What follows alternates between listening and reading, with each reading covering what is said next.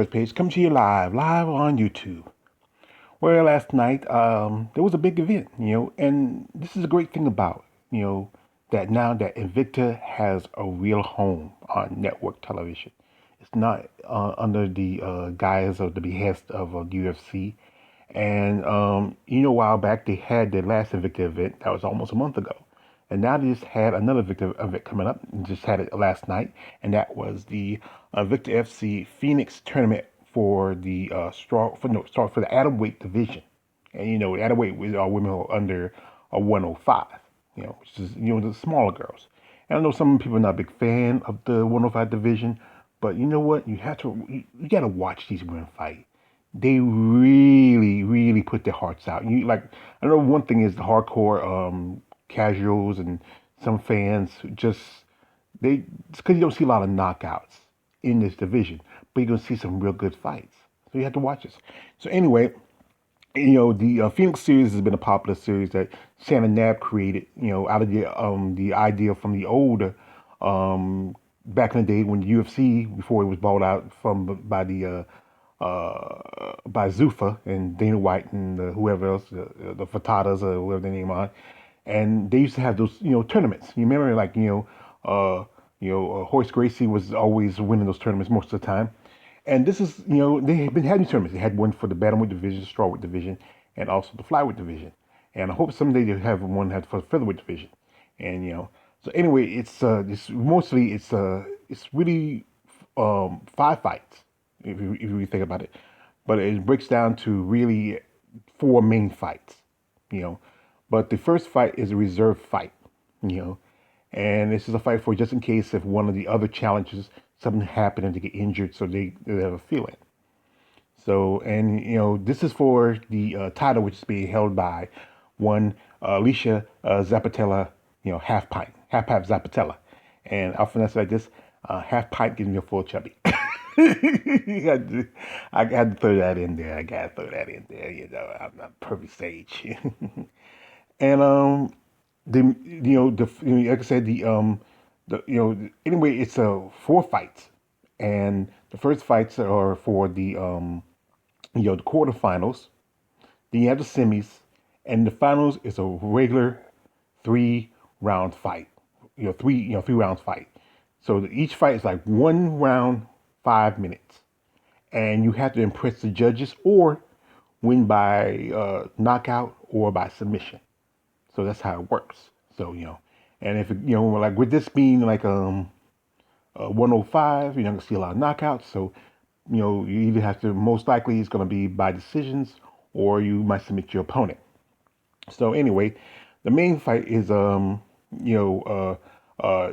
Samantha Seth, who we know if you follow us on CS Combat Sports, the Queen Wolf.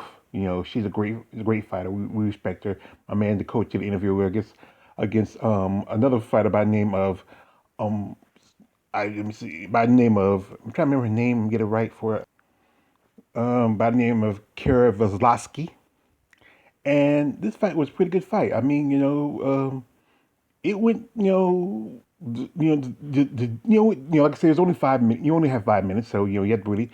And the decision went towards the Queen Wolf. And what? I was talking with her a while ago on IG, and I'm hoping that maybe someday she get this because this is going to be her second fight at the UFC.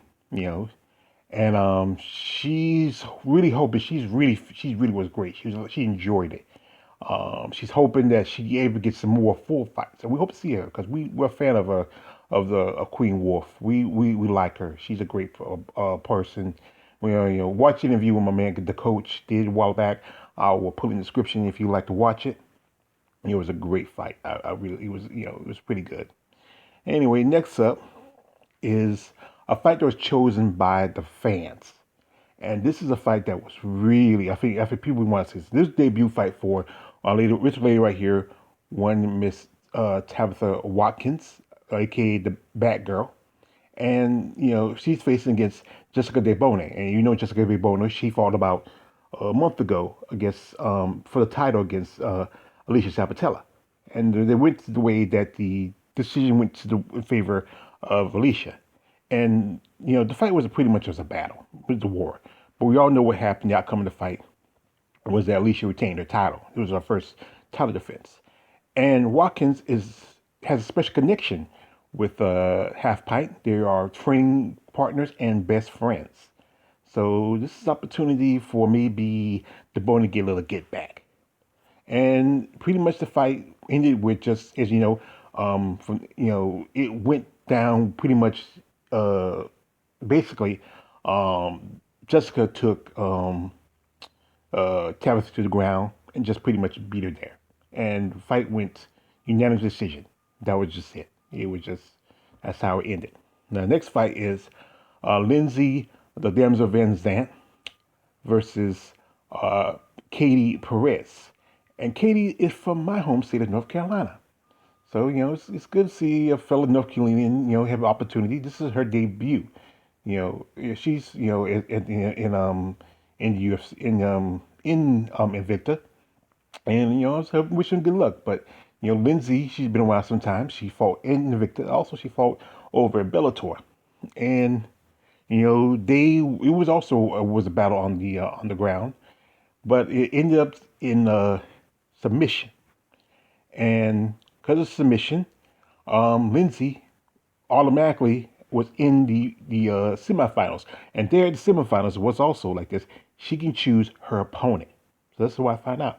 So depending how well you do, if you win a dominant performance, like if you get a knockout or you get a submission, you'll get to be the one to pick who you're gonna fight first in the semifinals. Now next up is Lionheart Jillian DeCourcy versus Linda F109 Mahalik. If I got anything, I'm sorry. And these two have a pass. They fought some time ago at Victor FC39. That was about almost playing about a couple of years ago.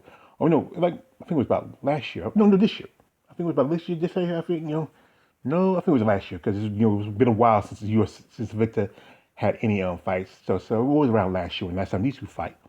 And their fight was a where which you know that fight the Corsi won. Lionheart won.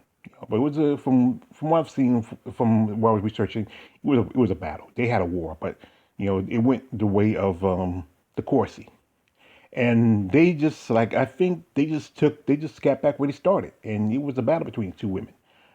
And same thing, took it to the ground, and Linda McCulloch was just dominant there, and the fight ended in a split decision. You know. Now the last fight is was Paulie Guerrero. I forgot to say her name wrong, and she was debuting. And it's here about Paula.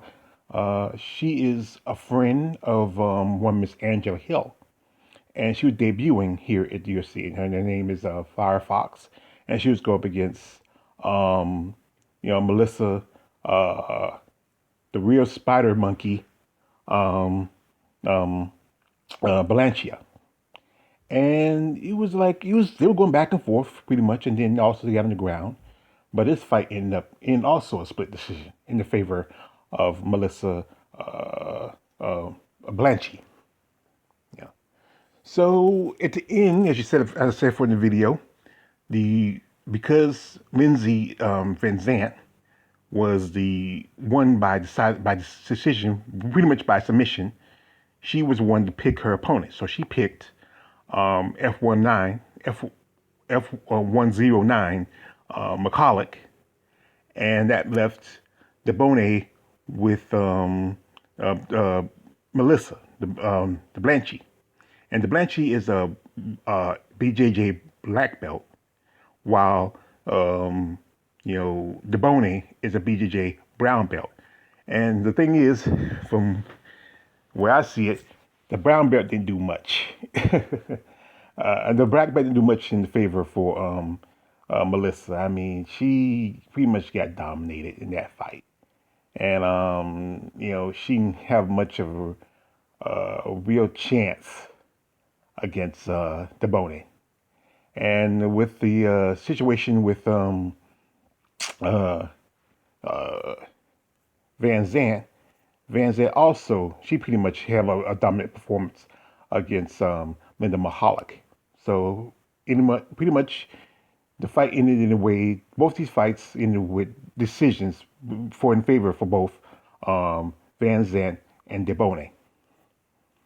And anyway, it ended up that these two ladies were having another chance at each other again. And DeBone and Van Zant had fought before, about a couple years ago. They fought each other. And that fight, DeBone won. And this was like about a couple years ago, back in 2019, when the world was still the world. And the fight went pretty much as it was the last fight. It was just that, you know, DeBone was a dominant. She was just beating up, just beating, and she one thing about DeBone trains with Jessica Andrade. And the problem is she needs to learn how to cut off the ring a little better. She does like Jessica Andrade. She likes to chase too much, and she needs to learn how to work with cutting off the ring. I think some points that Van Zant was coming back kind of bit, but just that I think the Bonnie was just being a better striker that would help her. But if she went up against somebody who know how to move around better in the ring, I don't think she has a chance. That's why I think that's why she didn't. The judges probably gave the fight to Alicia Sapatella, But she dominated the fight, and the decision was hers, so she won a trophy, and now she gets a shot at her rival, one Miss Alicia Half-Pipe Zapatella. And I tell you, folks, it was a great fight. I would say watch it. Give it, give the opportunity to support. Even though these are, people say these are smaller girls, these are little girls, these are girls who are about the size of maybe a 10-year-old boy. But still, these women are hard. They are passionate about their sport. They come in, they fight. They come in, they train. They bleed. And here's the thing, I'm going to direct something to people like Ray Seffo, to Scott Coker, and most definitely to Lex Luthor looking Mr. Clean, Fecal Matter, Dana White. You need to open up your atomweight division. If you didn't see what happened on last night, you had to be a moron. These women really put their hearts out. Some of these ladies fought 3 fights, and then the last two women, they fought. They fought 5 fights. They fought pretty much championship rounds. You gotta think about it. The first, like I said, the Bonnie was had her first opponent. Then Van Zant, she had her opponent. And then, they had the next opponent in the semifinals. So practically, the Bonnie and Van Zant pretty much fought, in a way, a championship title match. They fought 5 rounds. And, I don't understand, I understand the mindset of people, how they feel about the strawweight, the atomweight division. It's the girls smaller. And the girls who get recruited from it have to go up to straw. But you know what? You see faster fighters. You see more passionate fighters. You see more, sometimes you see more stand-up. Yes, you're going to see a lot of grappling, stuff like that. But that's in all competitions. But like I said, when, women, when they fight with their hearts. They fight, they want to prove something. And the atomweight division want to prove something. So Mr. Coker, Mr. Seffo, and you, Dana White, open up the division. Give some of these women who want to go, want to really be in a platform opportunity. Especially like somebody like Samantha Seth, like Jessica DeBone, like Alicia Zapatella. All the ladies who fought in the tournament last night, and all the other ladies who are out there fighting at 105, they want opportunity to show off in a major showcase. INVICTA's doing pretty good because they're on a major network like Access TV. But we all know, it's like it's like this. It's like it's like being AAA. Everybody wants to go to the majors, and like anything, USC's the majors. Bellator's more like going playing over the Canadian League, but it still gets on television and get opportunity for it. And PFL is more like going overseas. That's about as worse. But anyway, check it out. They're probably if you all you gotta do is just go on. You have cable, you got streaming, you can watch it. They also have a YouTube channel. Check it out. They'll probably replay it again. Support women in MMA. Because like I said, thanks to my man, the coach. Like I said, my man, Coach Shen Harrison. He really gave me a passion for women's mixed martial arts. Not as a big passion compared to my passion for female bodybuilding, but still a growing passion. This is your man, Always George Page. Don't like, subscribe, don't subscribe. I'm out.